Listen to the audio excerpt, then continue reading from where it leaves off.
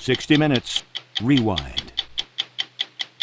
What Rod Laver is to tennis, what Jack Nicklaus is to golf, that's what Bobby Fischer is to chess.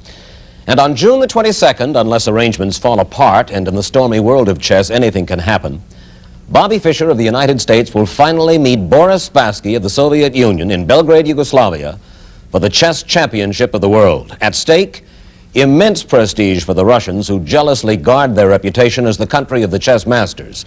They've held the world title for 35 years, plus a purse of $138,500, the richest prize for a head-to-head confrontation in any sport but boxing. Boxing champions have been coming to the Catskill Mountains of New York for almost half a century to get in shape. But does a chess champion need to train physically? Take a look behind that window into the training headquarters of Bobby Fischer. Championship chess is a physically exhausting game. More than just a test of mind and will, it is a contest of physical endurance too. Bobby is 29 and he lives virtually a monastic life. Exercise is part of it.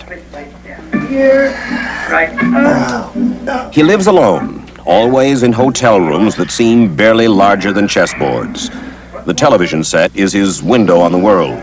Daytimes for his exercises, nighttimes for old movies. It is almost the only company he keeps. A lot of the time he won't even answer his telephone. He's shy, suspicious of strangers. It took us nearly 6 months to persuade him to sit for this television portrait. Fischer was a child prodigy. He began playing when he was 6. A prodigy, but never the darling of the chess world. From the beginning, he gave officials a hard time. He'll refuse to play a match because his special terms aren't met. It's either money or the number of games or the schedule of play. Nothing is ever quite right. He isn't even U.S. champion now because he refused to play under the conditions laid down by the U.S. Federation. And for the past month, he's been giving fits to the International Federation, too. Not enough money for the winner of the world title, he says. He's sure he's going to beat Spassky, and he thinks he's worth more than a mere $90,000. He's a stubborn young man. Sometimes he fights for principle, more often just for himself.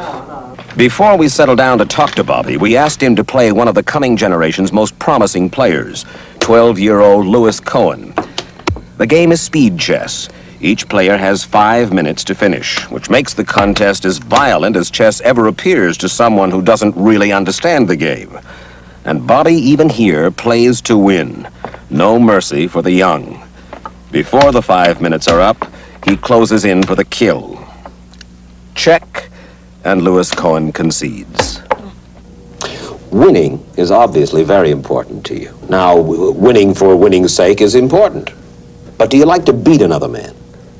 Yeah, I do. Yes, I like to beat another man. Well, you smile about it. You like to crush another man's ego? Uh-huh.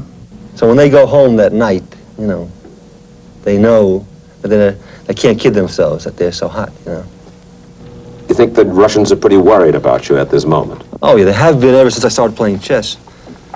Even as a little boy? That's right. I remember the first thing they ever wrote about me was, you know, he's a talented player, and, you know, they showed a game I played, and then they said, but all this publicity he's getting and all of this attention cannot fail to have a harmful effect on his personality development. And sure enough, a few months later, I was a rotten person already in their press. I was doing this, I was doing that, I was conceited, you know. This is, you know, before I'd ever even, you know, they even knew anything about me personally, you know. They sting you. They get to you. Well, they don't anymore because I realize it has nothing to do with me. You know, if you were a great chess player, they'd be saying the exact same things about you. Maybe they just tailor them a little bit to your personality or your background. This championship match between you and Spassky, is it in any sense a grudge match? In a sense. I mean, not personally against me, against Spassky, because, you know, I don't care 2 cents about him one way or the other. He's just another guy. But it's against the Russians and, you know, all the lies they've been saying about me. Do you worry about Spassky? Not overly. I mean, he's a little better, I think, than the other Russians I've taken on in this series. But, You've played Spassky.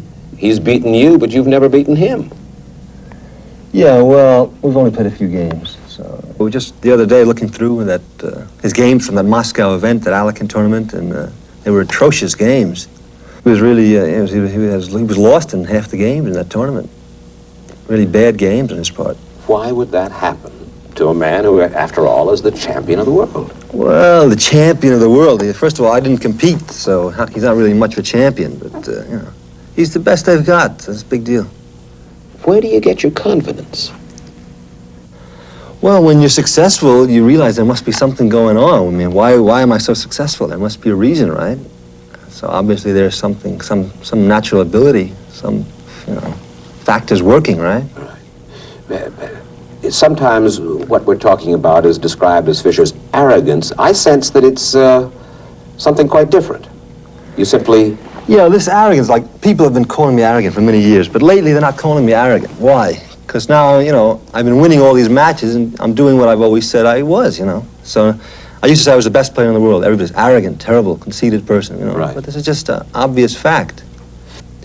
It's not just the arrogance of your saying that you're the best in the world, but the lights are too tough, or the temperature is too high, or arrangements aren't right. It's difficulty of dealing with you that people complain about.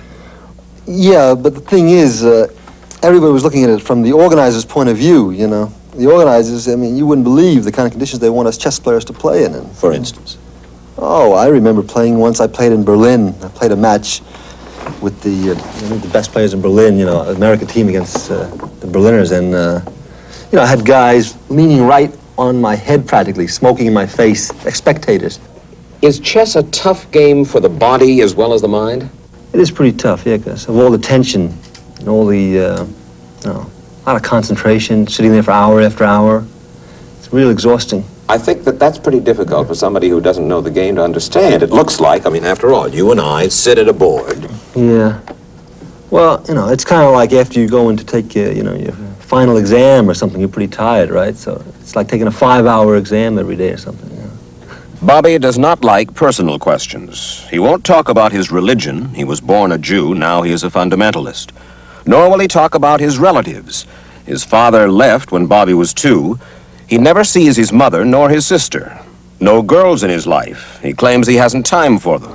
We spent Bobby's 29th birthday with him at Grossinger's. He came alone. No family, no friends. At the table with him, little Louis Cohen. And Bobby disdained the cake that we had ordered for him. Happy birthday to you. You were worrying about this? Why were you worrying about it? You know, I just don't go. First of all, I don't eat this kind of cake. Second of all, I don't go for these things. All right. Yeah. Should we take it away, please? Yeah. All right.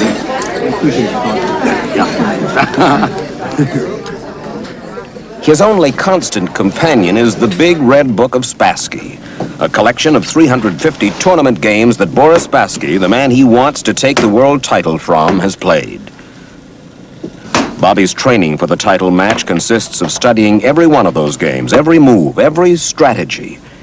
He carries the book with him everywhere as if to absorb its contents through his fingertips. He has no advisors, no coaches, no manager.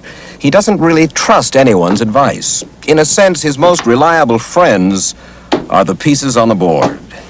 His strategies, in life as in chess, are mysterious and his own. This summer, he will finally play Boris Spassky for the championship. And perhaps he'll prove what he has always said, that Bobby Fischer is the best chess player in the world. But win or lose, Bobby wants everyone to know he did it by himself.